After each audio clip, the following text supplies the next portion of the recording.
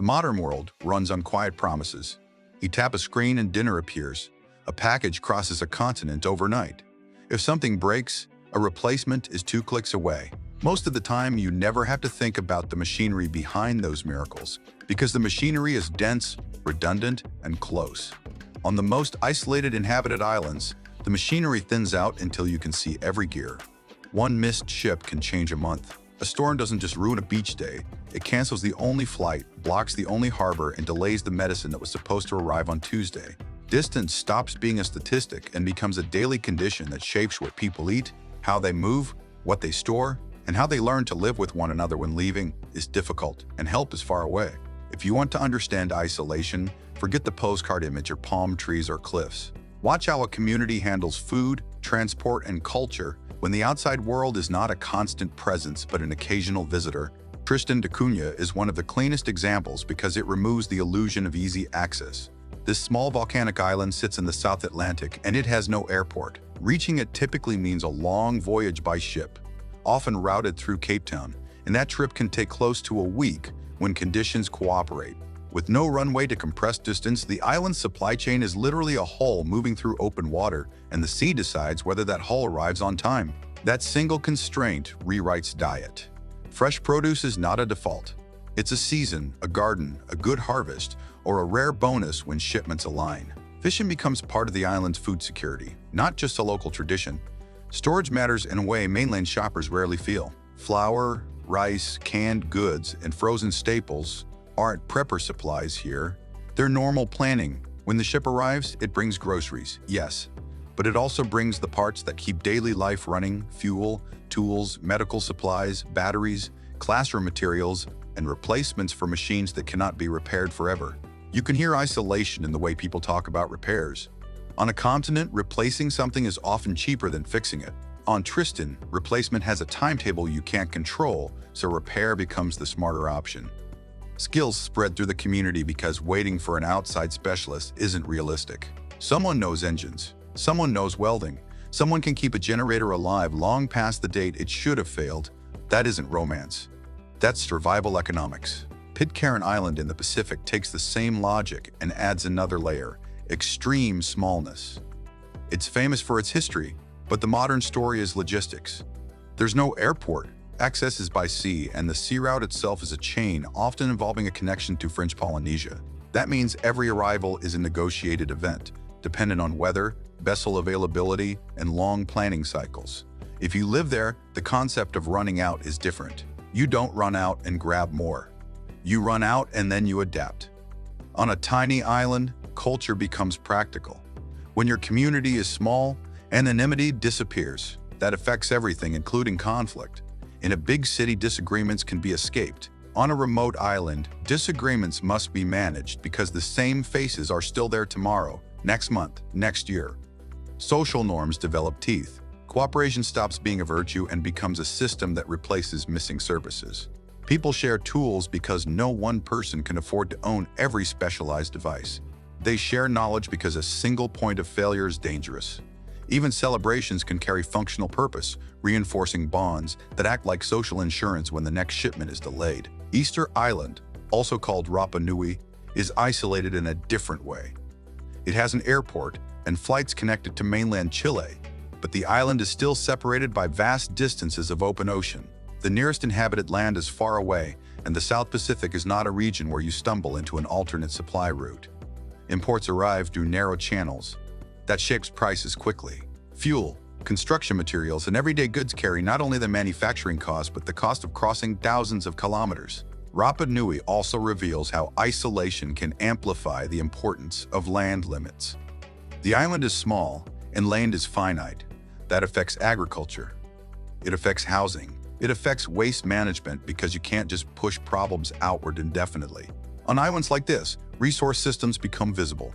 Water supply, power generation, and food storage are not invisible utilities. They are lived realities. When tourism rises or falls, you can feel it in supply flows, employment, and infrastructure pressure because the economy doesn't have the buffering scale of a continental nation. St. Helena sits in the South Atlantic with a reputation for remoteness that is historically accurate for a simple reason. It was chosen as a place from which it was hard to escape. For centuries, ships were the only reliable connection. In modern times, an airport changed the timetable, but not the underlying logic. A runway can reduce travel time when flights are frequent, affordable, and resilient to weather. If routes are limited and schedules are fragile, the island still experiences isolation in practice. You plan ahead. You store essentials. You treat every delay as normal risk, not a rare exception. Even the definition of emergency changes. In a mainland American city, emergency response assumes rapid transport to higher-level care. On remote islands, the chain is longer. It may involve stabilizing locally, coordinating a flight or a ship, and managing the reality that weather can beat tow speed. That shapes public health priorities. Prevention and basic care become more important because the escalation path is slow and expensive. Tonga's outer islands show that isolation is not always one far off. Sometimes it's a scattered set of communities separated by water, where the capital may feel connected while outer islands operate on a different clock. Consider islands like Niuafo'okua and Niuatoputapu, far from the main centers. Travel can involve long boat trips or limited flights. When a single vessel services multiple islands, everyone's logistics are linked. If a ship is delayed, multiple communities feel it. If fuel is scarce, transport and refrigeration suffer together. Food on outer islands often leans toward what can be grown and preserved locally. Root crops, coconuts, fish, and shelf-stable goods. That's not because people reject imported food. It's because imports arrive on schedules that the ocean can interrupt. Storage and preservation are everyday skills. The cultural result is an economy of preparedness. Households plan for gaps. Communities plan for longer gaps. When goods arrive, distribution becomes an event, and priorities become clear. Medicine first, school supplies, fuel, then the rest. Far north in the North Atlantic, the Faroe Islands aren't isolated by sheer distance the way Tristan is, but their outlying settlements can still experience isolation through weather. Small islands such as Mykonos or Fugoi can be close on a map yet hard to reach when wind and sea state turn ferries into a gamble. In these places, short distances don't guarantee easy access. The environment acts like a gatekeeper. This kind of isolation trains people to read conditions and respect them. When a connection can vanish for a day, you shop differently and keep more on hand. Work is scheduled around transport windows. Repairs are handled early because waiting for parts might mean waiting for the next calm sea. Culturally, weather becomes more than conversation. It becomes decision-making infrastructure. That mindset is common across remote islands. The forecast isn't background noise, it's a practical tool. The Aleutian Islands in Alaska take that concept and add scale and volatility. The chain stretches across the North Pacific, and the weather can be punishing. Fog, wind, and storms can ground flights and roughen seas. Some communities are tied to the outside world by a small number of flights and ships, and those routes can fail without warning. The result is a way of life built around redundancy and realistic planning. The Aleutians also show a paradox. Isolation can exist alongside global industry. Fishing and seafood processing can be enormous in certain hubs, moving tons of product into global markets, while residents still face high costs and limited auctions for everyday goods. A place can be essential to the world economy and still be personally remote. When supply chains work, the island hums. When they break, you feel it immediately in groceries, fuel availability, and repair timelines. Food security in the Aleutians often depends on a mix of imported staples and local harvesting, with preservation playing a central role. Freezers become critical infrastructure. Power becomes critical infrastructure because it keeps food from spoiling. Fuel becomes critical infrastructure because it keeps power running. On the mainland, those links exist, but you rarely notice them. On a remote island, you notice them when a storm knocks something out. Now shift to the Maldives, a place many people associate with luxury, but whose geography creates a serious logistics challenge. The country is a long chain of low-lying atolls spread across hundreds of kilometers. The capital area can be relatively connected, but remote atolls can require multi-stage travel, a domestic flight, then a speedboat, then sometimes a smaller boat again. Each transfer depends on weather, fuel, schedules, and daylight. If a key link fails, the whole route fails. Small atoll islands also face tight land constraints. Storage space is limited. Large warehouses aren't always practical. Agriculture is limited by soil and space. That pushes islands toward import dependence, which raises the importance of shipping frequency and refrigeration. On outer atolls, fresh produce can be scarcer and more expensive, not because the market is broken, but because the math of transport is harsh. When fuel prices rise, everything rises. because every kilogram of cargo traveled across water to reach a small island. Water adds another invisible constraint. Many low atoll islands rely on rainfall and groundwater lenses that can be affected by drought and saltwater intrusion. When fresh water is fragile, daily routines adjust. Collection, storage, careful use. Sometimes desalination where infrastructure allows. You can live in paradise and still worry about the basic geometry of water and salt. Kiribati pushes isolation to a national scale. The country is made up of many islands and atolls scattered across a vast area of the Central Pacific. Land area is small, but the ocean space between islands is huge. That means internal travel can be long and difficult, and resupply can be irregular. Some islands may receive cargo infrequently. Air routes can be limited. Sea routes can be slow. Weather can disrupt both. This geography reshapes governance and culture. Local leadership matters because the capital cannot be physically present everywhere. Schools and clinics must function with long resupply cycles. Communities develop ways to store food, maintain boats, and manage risk because external assistance may take time. Modern communication can reduce informational isolation, but it cannot move a cargo container. The difference between knowing and receiving becomes important here. You can have internet and still wait weeks for a critical part. Banaba, an island in Kiribati with a complicated history tied to phosphate mining, shows another consequence of isolation. Long-term economic and environmental changes can hit harder when you don't have easy alternatives. When land is limited and distant, relocation and rebuilding are not simple. The choices made decades ago can shape the options available today in a way that's sharper than on a continent. Socotra sits in the Arabian Sea, separated from major population centers by water and by the realities of limited routes. It is known for unusual plant life and landscapes shaped by long geographic separation, and those environmental differences feed into human systems. Farming and grazing patterns adapt to what the land can support. Building materials and infrastructure choices follow what is available locally and what can be imported through narrow channels.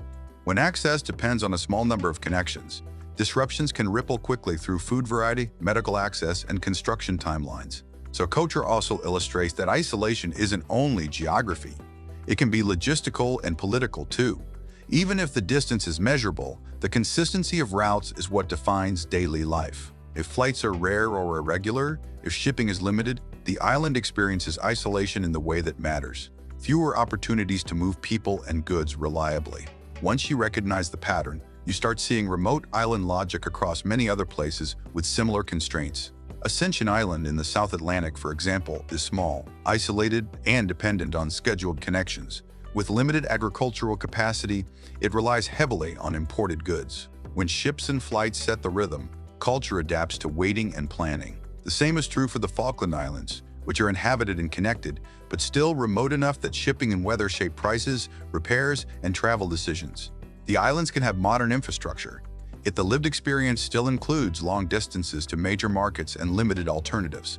In the North Pacific, islands like those in the Marshall Islands, Tuvalu, and Tokelau share the atoll challenge: limited land, limited agriculture, high import dependence, and vulnerability to disruptions. Tokelau has no airport, which brings you back to the Pitcairn-style reality. Sea access sets the tempo, and the tempo can slow to a stop. Tuvalu's remoteness similarly influences costs, food availability, and the way communities plan around shipments. Even in colder regions, inhabited islands can produce the same mechanisms. Svalbard's main settlement, Longyearbyen, sits far north, with polar night and harsh weather shaping transport. Air routes exist, but the environment adds constraints on agriculture and supply. Food imports are essential. Storage is essential. Community size and remoteness affect culture. People become deliberate about preparation because the environment punishes casual assumptions. Across this entire world of isolated islands, three forces repeatedly reshape daily life. Food becomes strategic. Diets are built around local reliability and imported uncertainty. Islanders don't just ask, "What do we want to eat?" They ask, "What can we keep? What can we grow? What can we catch? And what will still be available if the next shipment is late?" Preservation matters because time between arrivals is part of the environment. Freezers, canning, drying, salting, and careful storage are not niche hobbies. They're common sense. Transport becomes the calendar. On the mainland, transport is background. On isolated islands, it's a controlling variable. Boats and flights become the main arteries. And every artery has choke points: weather, fuel, maintenance, staffing, and scheduling. When a ferry is canceled, the effect is immediate. When a cargo ship is delayed, the effect lasts. Projects are planned around delivery windows. Repairs are scheduled around parts. People learn to do tasks when the opportunity exists, not when motivation strikes. Culture becomes infrastructure. In small remote communities, social systems do work that markets and institutions do elsewhere. Trust is practical. Cooperation is practical. Even social events can serve practical roles, reinforcing ties that act like safety nets. When leaving is hard, communities must manage internal life carefully because the cost of breakdown is high. A mainland city can absorb shocks because it has redundancy, multiple roads, multiple suppliers, multiple hospitals, multiple options. Isolated islands often don't have that, so they build their own redundancy where they can. Extra fuel, spare parts, shared tools, multiple people trained in essential tasks, careful inventories. That is why mechanical skills, improvisation, and cross-training show up again and again in remote places. It isn't a stereotype, it's what the constraints reward. If you're watching from a comfortable distance, it can be tempting to treat all of this as exotic. Resist that. The most useful way to understand isolated inhabited islands is to see them as systems under stress testing. They reveal the hidden dependencies that exist everywhere. Your food depends on transport. Your transport depends on fuel. Your fuel depends on delivery. Your delivery depends on weather and infrastructure. On the mainland, those links are buffered. On remote islands, they're exposed. Tristan da Cunha makes you see the sea as a timetable. Pitcairn makes you see what life looks like without an airport. Rapa Nui shows how a runway doesn't erase distance when everything still has to cross the ocean. Helena shows how a modern connection can still be fragile. Tonga's outer islands show how isolation multiplies when communities are spread across water. Faroe outliers show how weather can create isolation even when distances are short. The Aleutians show how storms and industry can coexist with daily scarcity. Remote Maldives atolls show how limited land and water turn logistics into daily management. Kiribati shows a nation stretched across ocean space where internal distance shapes everything. Socotra shows how unique environments and limited routes reshape choices. Be curious and always seek to learn something new. Subscribe and see for yourself. Thanks for watching.